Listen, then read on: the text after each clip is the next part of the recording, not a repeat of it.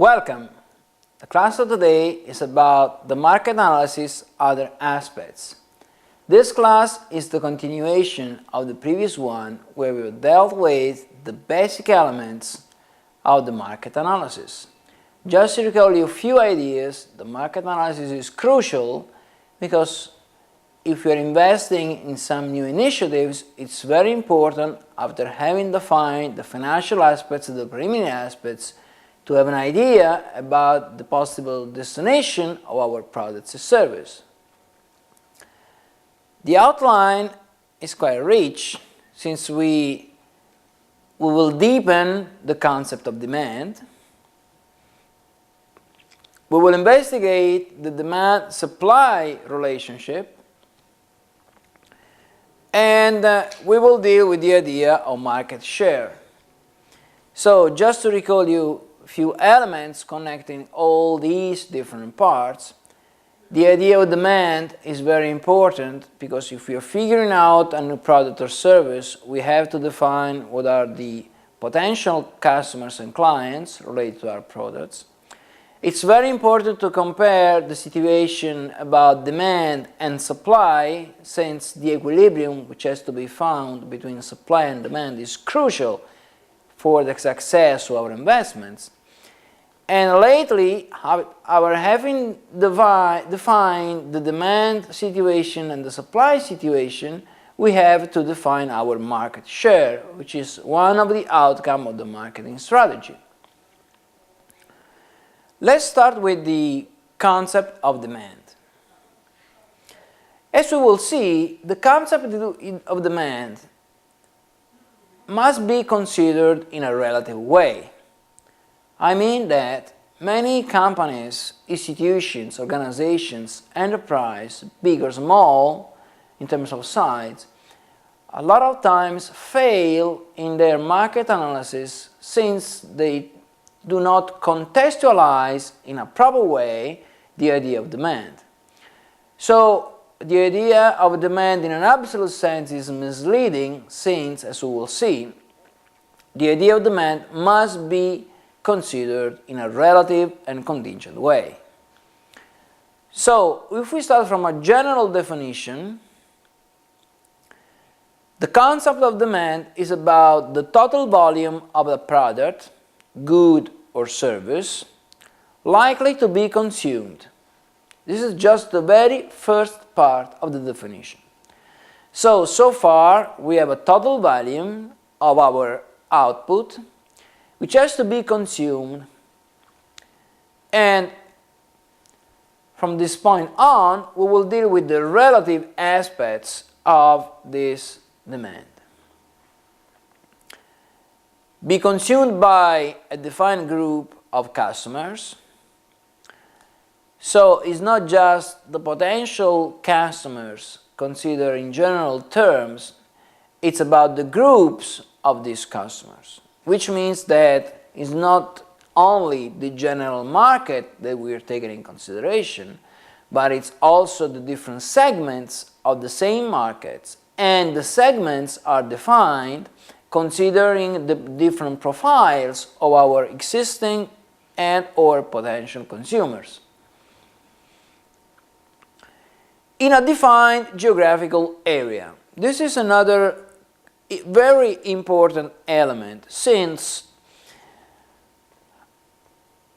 a lot of projects about export fail because they lack of the proper consideration of the specific characteristics of consumers and consumer behaviors in different geographical areas. Now, it's not just sufficient to consider the different groups of consumers or customers, but we have to consider their location as well.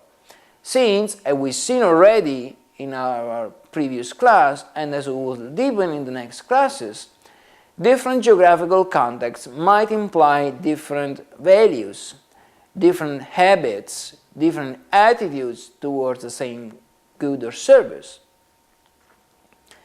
So at the end, just to recall another known idea, if we have the very same product package, this product package might be very effective or a total failure considering different geographic areas. Another contextual element, during a defined period. So, considering consumers and their own consumer behaviors, both consumers and their behaviors are not time invariant. So, since the consumer behavior, the consumer preferences, the consumer's attitudes change over time, it's very important to consider a time span which is relevant for our product definition, for our business idea definition.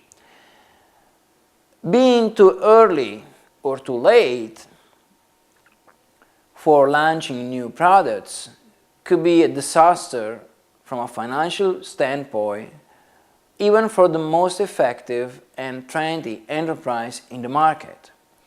So if we consider IT, information technology related products, if my product is too innovative for the technology awareness or the technological familiarity of the population I'm trying to serve, then our sales could be very poor. On the other hand, if my information technology solution is not at the state of the art considering the different alternatives sold by our competitors, the same product could be a failure on the market because we're too late. So being too early or too late for reaching the market could be a mistake for the company, and at the end of the story, it could be a mistake for the conduct and the diligence of our project investment. That's why time period is important, is another element for assessing our demand. In a defined market environment, so it's not just the geographical area which has to be defined, but we have to narrow this niche that we are eventually going to serve, and we have to specify its perimeter and its range of potential penetration by our enterprise. Under a particular marketing approach. So, sales of products, being goods or services, are strongly related and dependent from the way we approach the market. So the very same product sold or put into the same market with different strategies could lead to different results considering the consistency between the product's characteristics and the potential target requirements. That's why the very same product sold in different geographic areas, for example, or targeting different marketing segments could result in success or failure because of the poor understanding of the differences between different segments of the same market. So all these characteristics specify the relativity of the idea of demand estimation. So at this point it should be sufficiently clear that we cannot target the whole market, or we could not estimate just general demand, but we have to consider the specific demand according to the different states of these several items that we have explored. So this is the relative nature of demand. If we consider the idea of demand in a closer way, we try to approach the components of such demand. We deal with 7 elements of demand. So for now on, we're going to describe what are the different elements that we should assess in a specific way. What is the checklist that we should take in consideration when we speak and practice our actions in terms of demand analysis. The very first item is the product. Again, goods or services considered the same way, present and future applications. So the analysis, it's somehow foreseeing the possible applications of our product in the future. So if we recall from the past class the idea of life cycle, at this present stage we might be in the startup phase where most of the market, the largest part of the market, most of consumers could be unaware or skeptical about the product.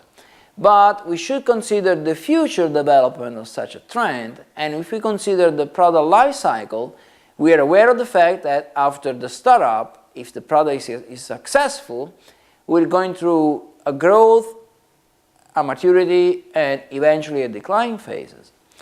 So that's why from the very beginning it's important to assess the present and future applications of the product. Since through future applications we might be able to redesign or reshape or reformulate the business concept behind the product, and eventually we might be able to contrast the decline of the product itself. The second element of demand is about volumes, physical measures and monetary value. So we might consider the number of items that we are able to sell in a specific market. We might consider the number of consumers, of customers that we are able to reach. As well, we might consider the monetary value in terms of revenue from the sale of these products on a specific market. So demand, again, could be about the product itself, could be about the volume, meaning the measurement of the quantity and the financial equivalent of our sales. The third element is the geographical area. Geographical area is very important because if you consider the product and the target in terms of market, geographical area could imply organizational limitation when it comes to distribution, for example, or the link between manufacturing and distribution of the product, which is the outbound logistics. The geographical area, it's very important when it comes to nature of product. We know, for example, that the very same product, let's say a medicine, so a pharmaceutical product, could be perceived in different ways in different geographic areas.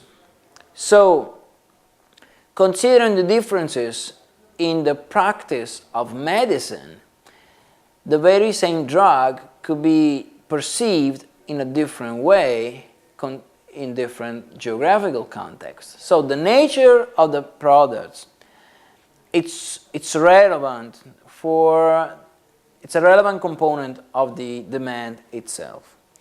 Then we might have, as we were recalling again in past classes, some environmental limitations. So if our product it's a source of toxic wastes, for example, or if the manufacturing processes leading to the production of our goods are polluting the environment, the geographic destination of the products could be influenced by those kind of items, and in different terms, the demand of the product itself could be conditioned by such genetic problems.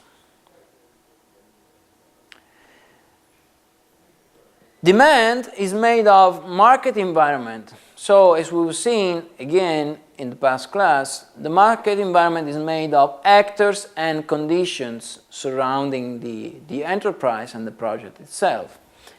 So all these external uncontrollable variables are crucial for the definition of demand as well. Time period, the time horizon in which our products should be delivered and consumed is crucial as well.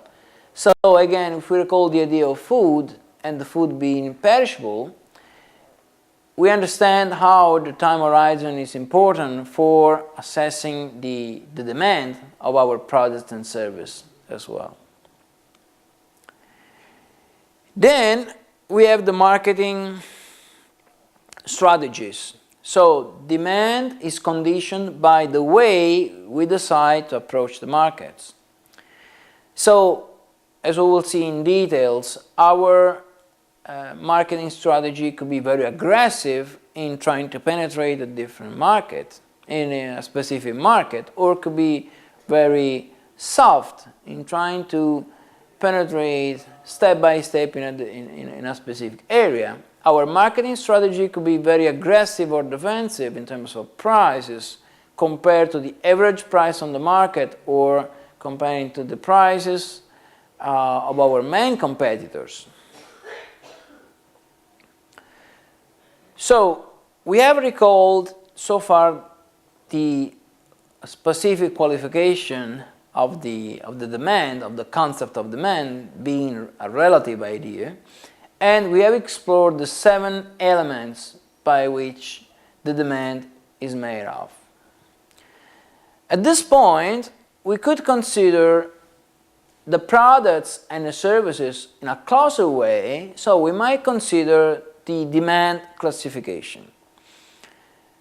So we have producer goods, meaning that a specific company is producing a specific physical good, or at the same time we have a specific company delivering a specific service with proper and well identified characteristics. Another distinction is between non-durable goods and durable goods. Now, the idea of durable goods leads to the extreme of dealing with eternal goods. So something which is very difficult to destroy, or something which is suffering from erosion or obsolescence in a very difficult way. When it comes to raw materials, it's quite easy to think about durable goods. When you think about machinery or equipments lasting for something like 20 years, they might be considered as durable goods. If we consider ships or airplanes lasting for 30 years or 20 years, this is the idea of durable goods. Non-durable goods, at the extreme, again, are the perishable ones. So we might have very perishable goods like food or flowers, and raw materials at the other extreme. So we might have non-durable, extremely perishable goods and durable goods. Then we have autonomous demand and derived demand.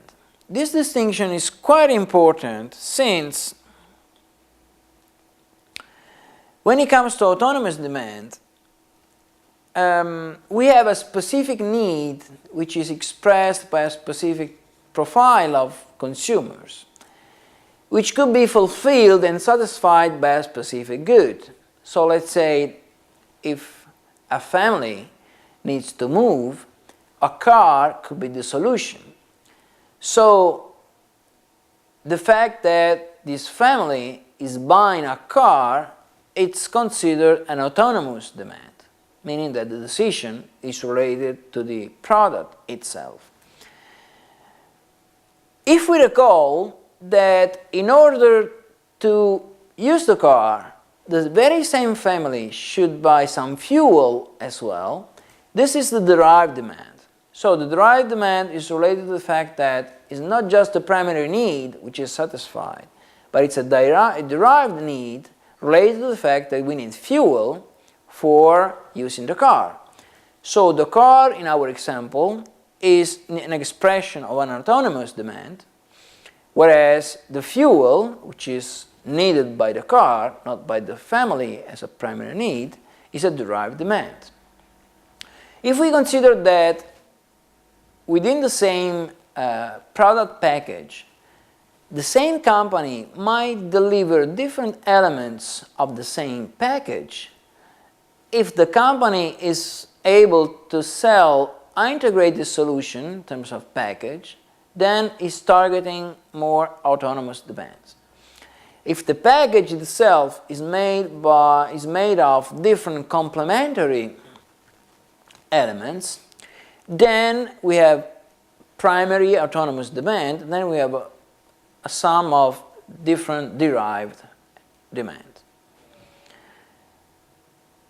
Autonomous demand and derived demand change consistently from one country to another, from a region to another. If we consider motorbikes and helmets, for example, in some contexts the helmet is mandatory for driving motorbikes, which means that an autonomous demand of motorbikes could be related a derived demand of helmets by the same buyer or user.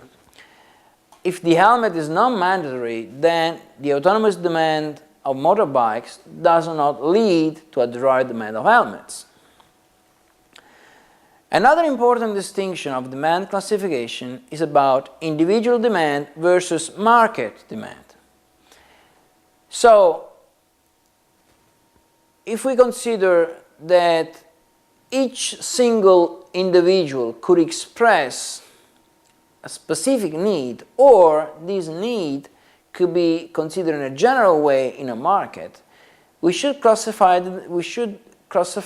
and analyze the same market in different ways, meaning that we have the so-called n times entities, so recursive entities in terms of frequency.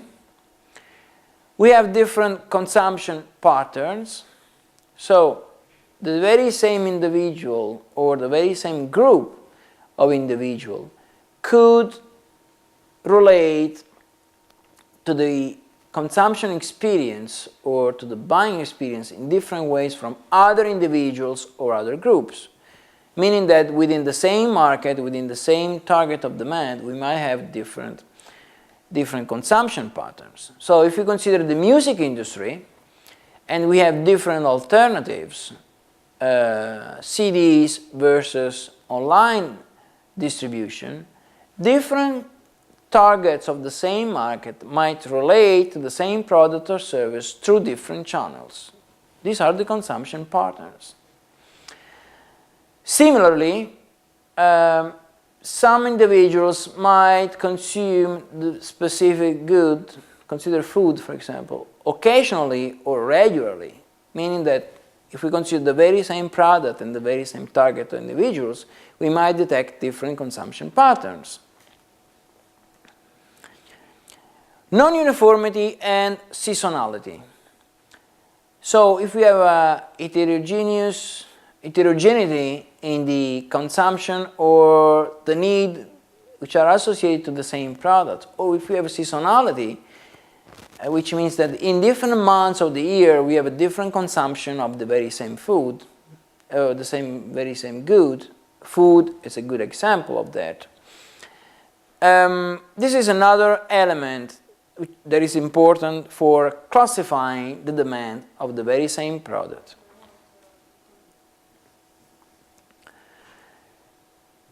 Demand implies a specific terminology as well.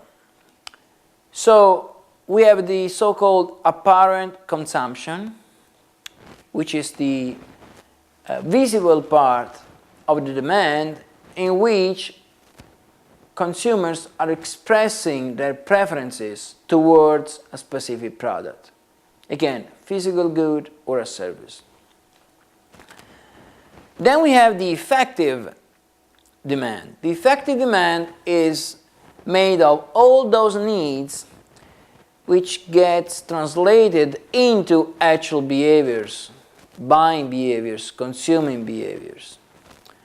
So the apparent consumption could be higher than the effective demand, in the which that some people could declare their intention to buy a specific product, but they actually don't do it. And only the ones who are actually buying a specific product they ultimately represent the effective demand. Then we have the latent demand.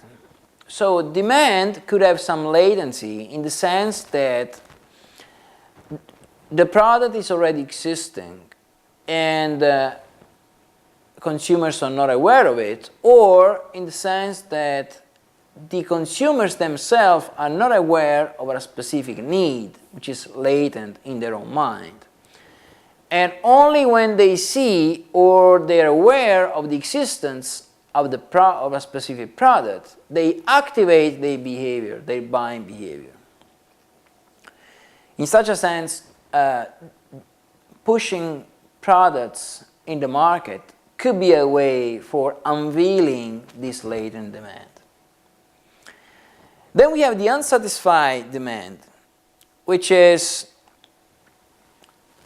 a share of consumers which do not, despite feel the need of a specific product, they do not buy a product. Or if I walk in a company, in a specific company's shoes, I have a lot of consumers buying my competitors' products rather than mine. From my perspective, those people represent unsatisfied demand.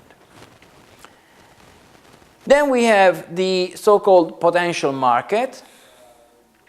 If we consider latent demand and unsatisfied demand and the effective demand, we have a potential market.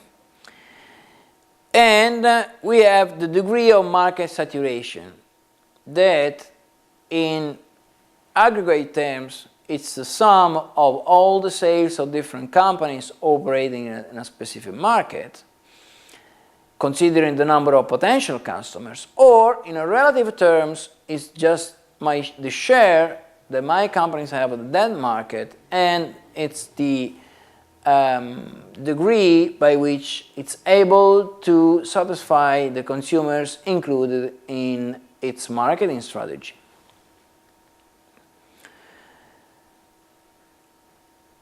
After having explored the terminology, let's deal with the determinants of demand.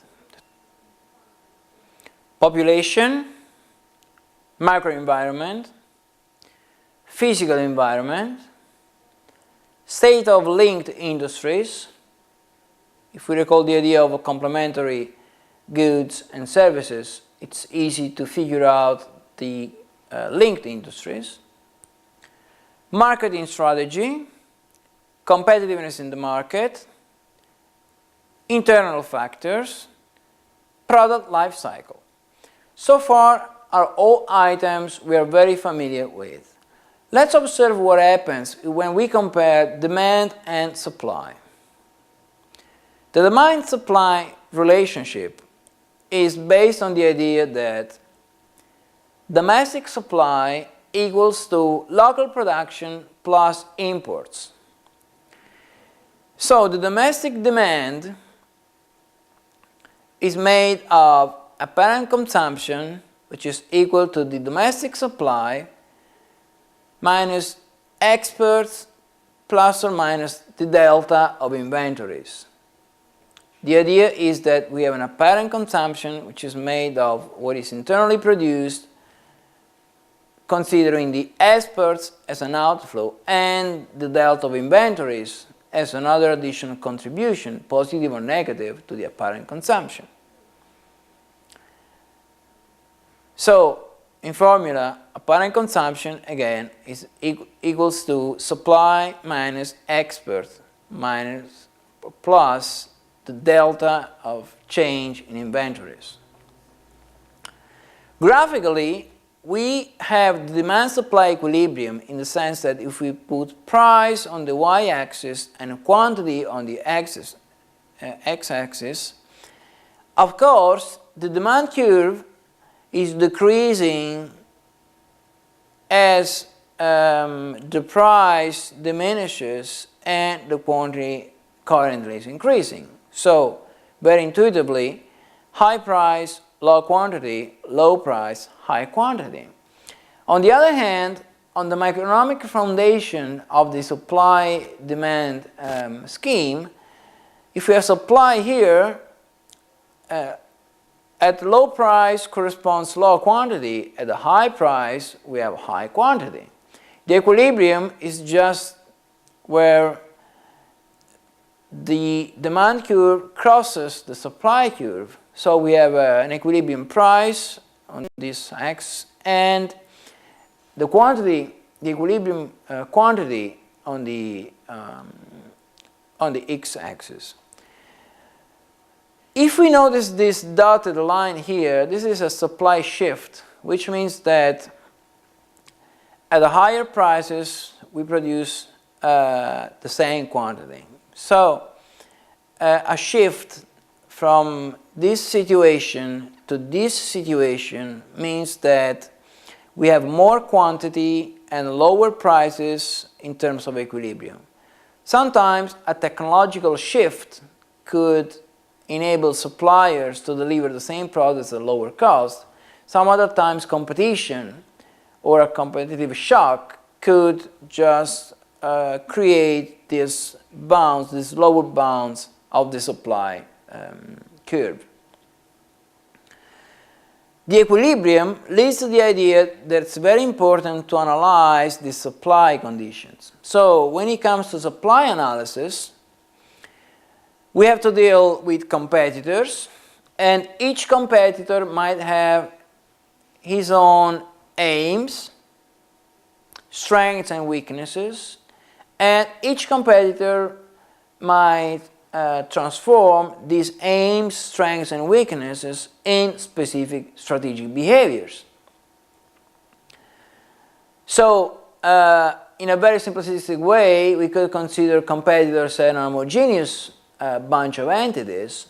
In a more precise way, we should consider the different strategies that each competitor is putting into place. When it comes to imports, we should consider, which means foreign competitors, what is the degree of consumption and what is the degree of re-export. Re-export is a very peculiar phenomenon by which the same country is importing some goods and is re-exporting the same goods or a modified version of the same goods. Sometimes a company is operating in a country which is importing some raw materials, and the company is assembling raw materials into specific goods and re-exporting it. So when it comes to import, we should distinguish between consumption and re-export. When we consider the exports, as we were saying, we should consider what is the entity of such exports and the quality of such exports. Meaning that in the very same country, given the competitive structure of the industry we are taking in consideration, we could export some specific products having, for example, low quality and low price, and keeping for the internal markets high quality and high priced products. That depends on the maturity, or better, on the stage of the life cycle development of a product in a specific market, as well as that depends on the international strategies that the very same company is putting into place. So the supply analysis completes the confrontation between the demand situation and the supply situation. It's not just about the demand-supply equilibrium, it's about the analysis of both the demands that we have conducted so far and the supply, as we have already just described. The final concept of today is the concept of market share. This idea has been introduced already. We're going to refine it in a proper way. So market share is the proportion of demand that can be captured by the project through employment of its chosen marketing strategy. So it's about capturing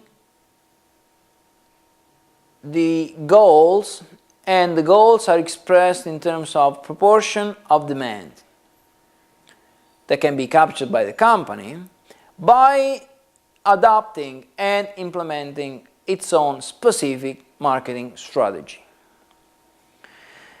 When it comes to market share, we have some external factors that we should consider.